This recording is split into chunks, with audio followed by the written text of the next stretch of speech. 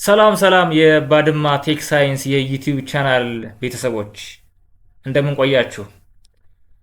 እንደተለመደው ዛሬም በአዲስ ቪዲዮ መጥቻለሁ። የዛሬው ቪዲዮ ፋይልን በፍላሽ ከአንድ ኮምፒውተር ወደ ሌላ ኮምፒውተር ለመውሰድ ብዙ ሰው ግራ ሲጋባ ይታያልና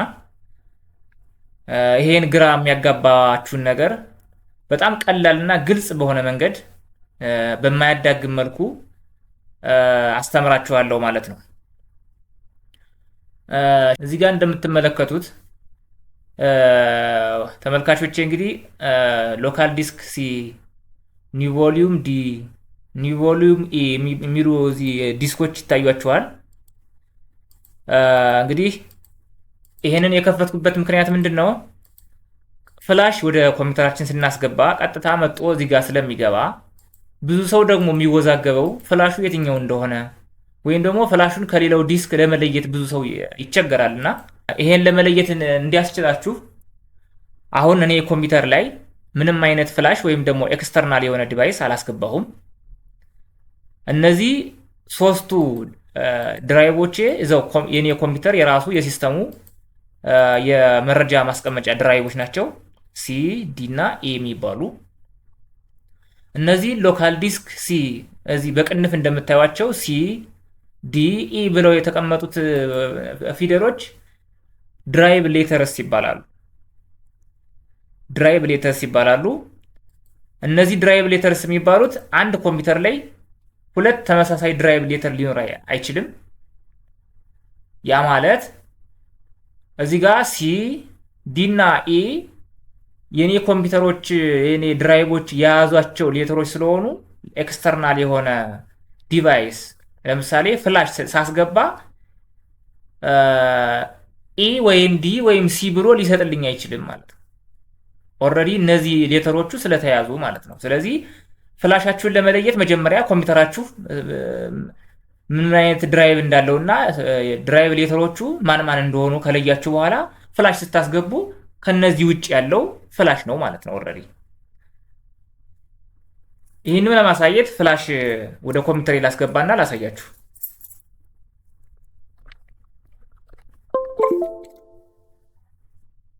እንደምትመለከቱት ተመልካቾቼ ፍላሽ አስገብቻለሁ። አይው እንደምትመለከቱት እዚህ ጋር እንግዲህ 3 ድራይቭ ነበር የነበሩት የኮምፒውተር ድራይቮች። አሁን ግን አራተኛ ድራይቭ ተጨምሯል። አይው እንደምታዩት ፍላሽ ማለት ነው። ፍላሽ መሆኑንም ለመለየት እዚህ ጋር ዩኤስቢ ድራይቭ ኤፍ ይላችኋል። አንደኛ ስሙ ራሱ ዩኤስቢ ድራይቭ ማለት ያው ፍላሽ እንደሆነ ያሳያችኋል። ሁለተኛ ፍላሻችሁን በዋነኝነት የምትለዩበት በድራይቭ ሌተራችሁ ኤፍ በሚለው ማለት ነው። ስለዚህ ይችን ኤፍ በመያዝ ማንኛውንም መረጃ መላክና መውሰድ ትችላላችሁ ማለት ነው። ለምሳሌ ከዚህ ኮምፒውተር ወደ ሌላ ኮምፒውተር ለመውሰድ እዚህ ጋር ዲ ውስጥ የሆነ መረጃ ወደ ፍላሽ ኮፒ ላድርግ። እዚህ ጋር እገባለሁ።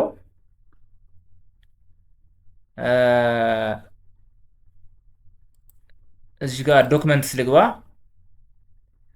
እንደምትመለከቷቸው እንግዲህ እዚህ ጋር ብዙ ዶክመንቶች አሉኝ። ከነዚህ ውስጥ የተወሰኑ ዶክመንቶችን መርጬ ልውሰድ። ለምሳሌ ይሄንን ፒዲኤፍ ፋይል ቤዚክ ኮምፒውተርስ ኮርስ ቡክ የሚል ፋይል ወደ ፍላሽ ኮፒ ማድረግ እፈልጋለሁ። ኮፒ ለማድረግ ምናልባት በተለያየ መንገድ ኮፒ ታደርጉ ትችላላችሁ። ግን በዋነኝነት እኔ የማሳያችሁ ሁለት በጣም ቀላልና ግልጽ የሆኑ የኮፒ ማድረጊያ መንገዶችን ነው። የመጀመሪያው እዚህ ጋር ራይት ክሊክ ትሉና እዚህ ጋር ፋይሏ ጋር ራይት ክሊክ ታደርጉና እዚያ ሴንድ ቱ የሚላለ እሱን ሴንድ ቱ የሚለውን ስትሄዱ ወደ መጨረሻ የተለያዩ አማራጮች አሉ። ብሉቱዝ ዲቫይስ፣ ኮምፕረስድ ዚፕድ ፎልደር ምናምን በጣም ብዙ አማራጮች አሉ። ከነዚህ ውስጥ መጨረሻ ላይ ዩኤስቢ ድራይቭ ኤፍ ይላችኋል። ያው ቅድም እንግዲህ ከድራይቮቹ ጋር እንዳየነው ፍላሽ ስናስገባ የኔን ፍላሽ ኤፍ የሚል የድራይቭ ሌተር ነው የሰጠልኝ። ስለዚህ ዩኤስቢ ድራይቭ ኤፍ የሚለው የኔ ፍላሽ እንደሆነ እርግጠኛ ነኝ ማለት ነው። ምናልባት ሌላ ሁለተኛ ወይም ሶስተኛ ፍላሽ ብታስገቡ ራሱ በድራይቭ ሌተሩ አማካኝነት መለየት ትችላላችሁ ማለት ነው። የትኛው ፍላሽ እንደሆነ ትለዩታላችሁ ማለት ነው። ስለዚህ ዩኤስቢ ድራይቭ ኤፍ የሚለውን ክሊክ አደርገዋለሁ ማለት ነው። እንደምታዩት ኮፒ እያደረገ ነው ፋይሌን። ኮፒ አድርጎ ጨርሷል። እንግዲህ እዚህ ጋር እንደምታዩት ተመልካቾች እንግዲህ አሁን ያለሁት እዚህ ጋር ዚስ ፒሲ ኒው ቮሊዩም ዲ ውስጥ ከዲ ውስጥ ደግሞ ዶክመንትስ የሚለው ፎልደር ውስጥ ነው ያለሁት። ስለዚህ ከዚህ ኮምፒውተሬ ውስጥ ነው ያለ ማለት ነው የፋይል። ስለዚህ ከኮምፒውተሬ ወደ ፍላሼ ነው ኮፒ ያደረኩት ማለት ነው። ስለዚህ ከፍላሼ መግባቱን ተመልሼ ወደ ፍላሼ ገብቼ ማረጋገጥ እችላለሁ ማለት ነው። እዚህ ጋር እንደምታዩት ዩኤስቢ ድራይቭ ኤፍ ይላችኋል። ይሄን ክሊክ ብናደርግ እንደምታዩት እዚህ ጋር ፒዲኤፍ የሆነ ፋይል ይኸው ቤዚክ ኮምፒውተር ኮርስ ቡክ ብሎ እዚህ ጋር ኮፒ ተደርጎልኛል ማለት ነው። እዚህ ጋር ፍላሻችሁ ውስጥ መግባቱንም ለማረጋገጥ እዚህ ጋር እንደምታዩት እዚህ ጋር ፓዙን ማየት ትችላላችሁ። ይኸው ዩኤስቢ ድራይቭ ኤፍ ውስጥ እንዳላችሁ ያመለክታችኋል ማለት ነው። ሌላው የኮፒ ማድረጊያ መንገድ ወደ ዲ እንመለስና አዛው ዶክመንት ጋር እንግባና ሌላ ፋይል ለምሳሌ እዚህ ጋር ለምሳሌ C++ ሌክቸር ኖትስ የሚለውን ኮፒ ለማድረግ እዚህ ጋር ሰሌክት ታደርጉና ራይት ክሊክ ታደርጋላችሁ። ከዛ ኮፒ እንለዋለን ማለት ነው። ከዛ ተመልሰን ወደ ፍላሻችን እንገባለን ማለት ነው። ከፍላሻችን ገብተን እዚህ ባዶ ቦታ ላይ ራይት ክሊክ ስናደርግ እዚህ ጋር ፔስት የሚል ይመጣልናል። እዚህ ጋር ተመልካቾች መጠንቀቅ ያለባችሁ እዚህ ጋር ከአንዱ ፋይል ላይ ሆናችሁ ራይት ክሊክ ብታደርጉ ፔስት ላይ ይመጣላችሁ ይችላል። እዚህ ጋር ለምሳሌ ይሄ ፋይል ነው። እዚህ ጋር ራይት ክሊክ አድርጌ እዚህ ጋር ፔስት ልበልብል ኦፕሽኑ ራሱ የለም። ስለዚህ ምንድነው ማድረግ ያለብን? ባዶ ቦታ ላይ እዚህ ጋር ለምሳሌ ባዶ ቦታ ላይ ራይት ክሊክ ስናደርግ ኦፕሽኖቹ ራሱ ባዶ ቦታ ላይ ክሊክ ሲደረግና ፋይል ላይ ክሊክ ሲደረግ የኦፕሽኖቹ ብዛታቸው ራሱ ይለያያልና በዚህ መሰረት ፔስት ለዋለው ማለት ነው። ይኸው እንደምታዩት ፔስት እያደረገልኝ ነው። ስለዚህ በሁለቱም የኮፒ ማድረጊያ መንገዶች ይኸው እዚህ ጋር ፍላሼ ላይ ሁለቱን ፒዲኤፍ ፋይሎችን አምጥቼ እዚህ ጋር አስገብቻለሁ ማለት ነው። ከዚህ በተጨማሪ ተመልካቾቼ አንድ ላሳውቃችሁ የምፈልገው ነገር ምንድን ነው? ኮፒ በምታደርጉበት ሰዓት በጣም ብዙ ሰው የሚቸገርበት አንድ ነገር አለ። ምንድነው እሱ? ከፍላሻችሁ ኦልሬዲ ተመሳሳይ የሆነ ፋይሎች ካሉ ከፍላሻችሁ ኮፒ የምታደርጉት ፋይል ደግሞ ፍላሻችሁ ካለ ፋይል ጋር ስሙ ተመሳሳይ ከሆነ ኮፒ ለማድረግ በጣም ትቸገራላችሁ። ብዙ ሰው ይወዛገባል። እንደውም ብዙ ሰው ፋይል ሁሉ ዲሊት ያደርጋል። እና እዚህ ጋር ምንድነው ላሳያችሁ የምፈልገው ነገር፣ ለምሳሌ እዚህ ጋር ዲ ውስጥ ልግባና ዲ ውስጥ ገብቼ እዚህ ጋር ለምሳሌ ይሄ የወርድ ፋይል አለ። ይኸው እንደምታዩት ስሙ ኮምፒውተር ትሬኒንግ ማኑዋል ይላል። ይሄንን ፋይል ወደ ፍላሼ መላክ ፈልጋለሁ። ይኸው ዲ ውስጥ ነው ያለው። ይሄንን ወደ ፍላሼ ልላከው። እስቲ ኮፒ ላድርግና ከፍላሼ ገብቼ እዚህ ጋር ባዶ ቦታ ላይ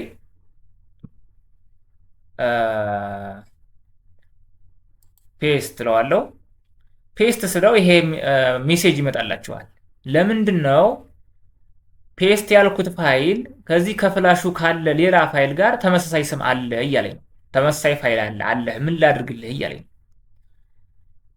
ይኸው እዚህ ጋር እንደምታዩት ዴስቲኔሽን ኦልሬዲ ሃዝ ኤ ፋይል ኔምድ ኮምፒውተር ትሬኒንግ ማኑዋል ይላችኋል።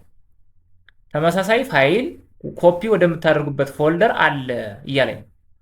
ስለዚህ አማራጮች አሉ። እዚህ ጋር ሪፕሌስ ዘ ፋይል ኢን ዘ ዴስቲኔሽን ይላችኋል። ኮፒ የምታደርጉበት ቦታ ላይ የነበረውን ፋይል በአዲሱ ፋይል ደምስሼ ሪፕሌስ ላድርግላችሁ ወይ? ያ ማለት ምን ማለት ነው? ያኛው ፋይል ይጠፋና በዚህኛው ይተካል ማለት ነው።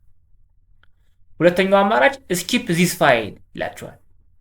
ስኪፕ ዚስ ፋይል ከሆነ ግን ኮፒ አይሆንም፣ ባለበት ነው የሚሆነው ማለት ነው። ሶስተኛው አማራጭ ኮምፔር ኢንፎ ፎር ቦዝ ፋይልስ ይላችኋል።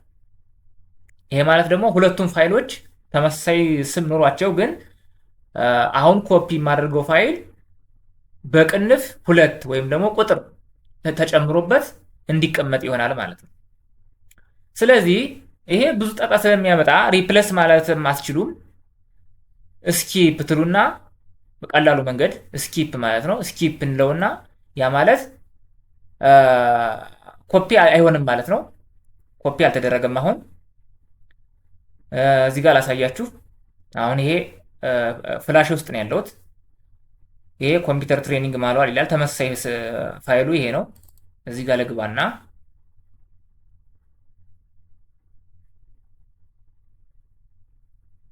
ይሄ ፋይል ሲከፈት እንደምታዩት የቤዚክ ኮምፒውተር ዩዜጅ የሚል ፋይል ነው እንደምታዩት።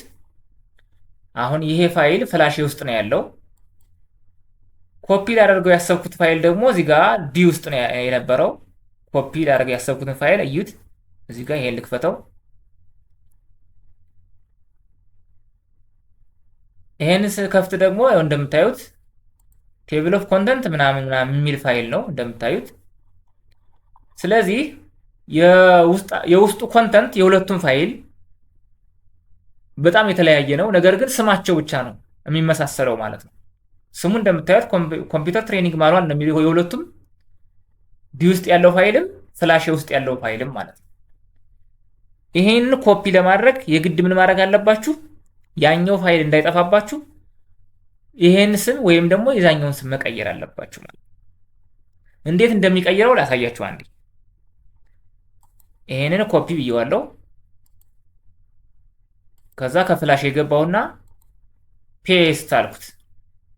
ፔስት ብዬ ሪፕለስ ስለው እዚህ ጋር የነበረው ኮምፒውተር ዩዜጅ ኮምፒውተር ትሬኒንግ ዩዜጅ ምናምን የሚለው ፋይል ይጠፋና ቴብል ኦፍ ኮንተንት የሚለው ፋይል ይገባል ማለት ነው። ሪፕለስ ልበለውና ላሳያችሁ። እንደምታዩት ሪፕለስ ብየዋለሁ። አሁን እዚህ ጋር ፍላሽ ጋር ነው ያለሁት። እዚህ ጋር መጥቼ ልክፈተው እስቲ። ይሄን